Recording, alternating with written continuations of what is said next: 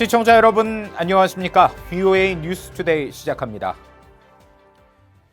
미 국무부는 압류 화물선을 즉각 반환하라는 김성 유엔 주재 북한 대사의 요구에 대해 대북 제재가 그대로 유지될 것이라고 밝혔습니다.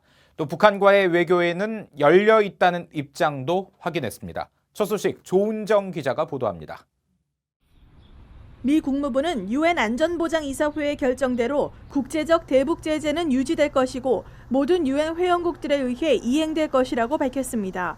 국무부 대변인실 관계자는 21일 미국 정부가 압류한 북한 화물선 YG 어네스트호를 즉각 반환하라는 김성 유엔 주재 북한 대사의 요구에 대한 VOA의 논평 요청에 이같이 답했습니다. 국무부 관계자는 또 트럼프 대통령은 그가 말한 대로 김 위원장이 비핵화 약속을 지킬 것으로 믿고 있고 미국은 그 목표를 향한 추가 진전을 내기 위해 북한과 외교적 협상을 펼치는데 여전히 열려 있다고 밝혔습니다. 대북 제재와 외교의 동시 추진 입장을 다시 한번 밝힌 것입니다. 앞서 김성 대사는 뉴욕의 유엔 본부에서 기자회견을 열고 미국 정부의 YG 어니스트호 압류를 비난하며 국제법과 싱가포르 공동선언의 정신에 위배된다고 주장했습니다. We are condemning in strongest terms this act of dispossessing of our cargo ship because this incident is early product of extreme hostile policy of the United States against DPRK. 김 대사는 앞으로 미국의 모든 행동을 주의 깊게 주시하고 예리하게 지켜볼 것이라고 말했습니다.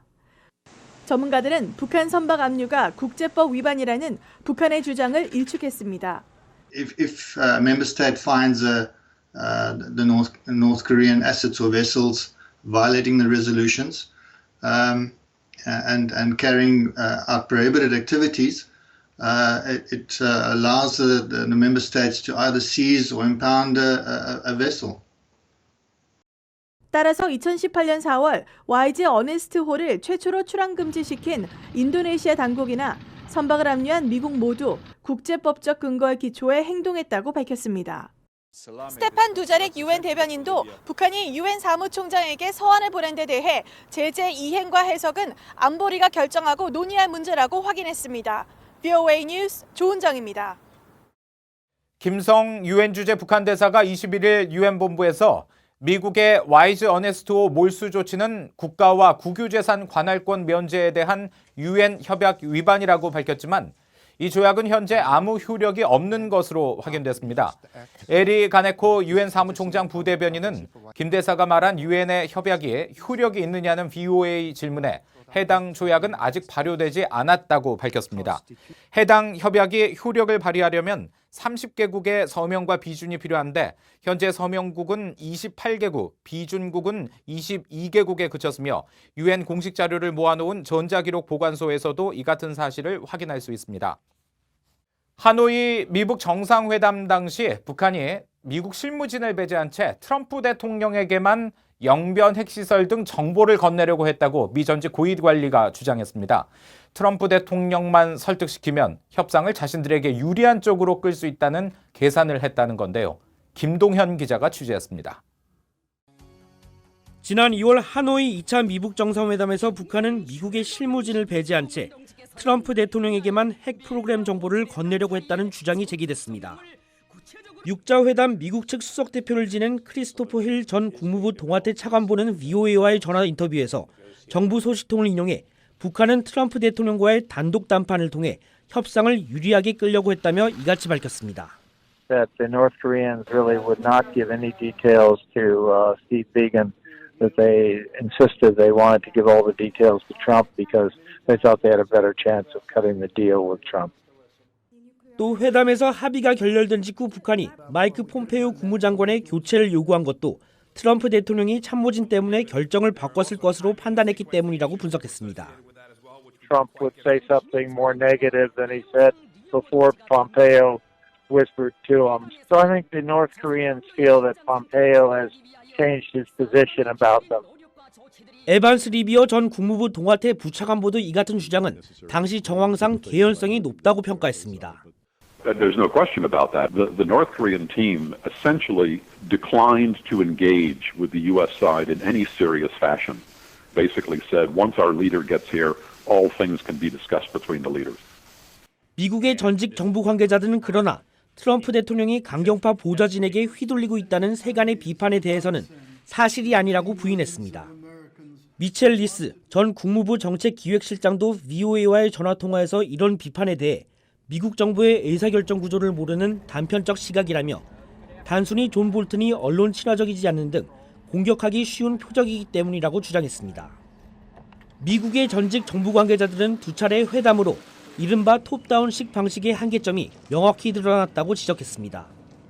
그러면서 보다 강경한 대북 압박 정책을 통해 북한의 입장 변화를 이끌어내야 한다고 조언했습니다. VOA 뉴스 김동현입니다.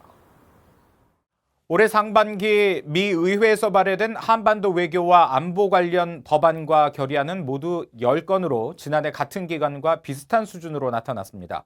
이들 법안들은 대북 제재 강화에 초점을 맞추고 있는데 특히 북한 수용소 철폐를 촉구하는 결의안은 초당적 지지를 얻고 있습니다. 이조은 기자가 보도합니다.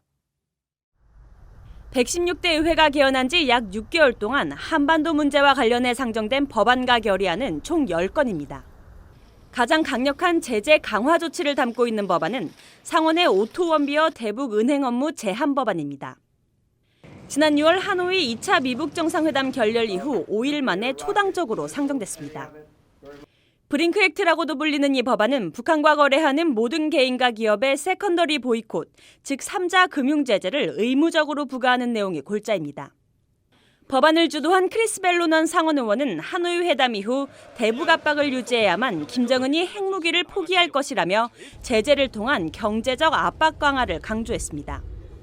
All the information suggests that we are not making a lot of progress in that direction, and that there's been a lot of leakage in the economic sanctions regime.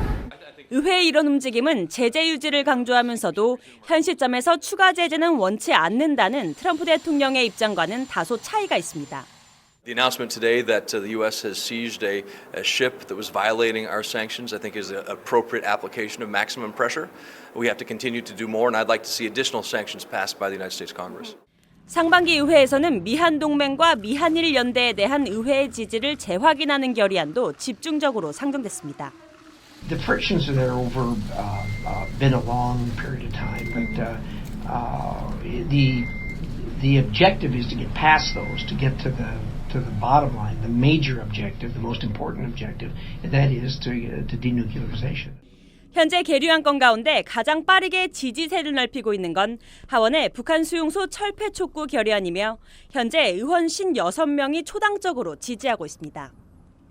한국전 종전 촉구 결의안과 재미 이상가족 상봉 우선시 법안도 꾸준히 지지세를 넓히고 있지만 의회 내 영향력이 다소 떨어지는 민주당 하원 의원 중심으로 추진되고 있어 폭넓은 지지를 확보할 수 있을지가 관건입니다.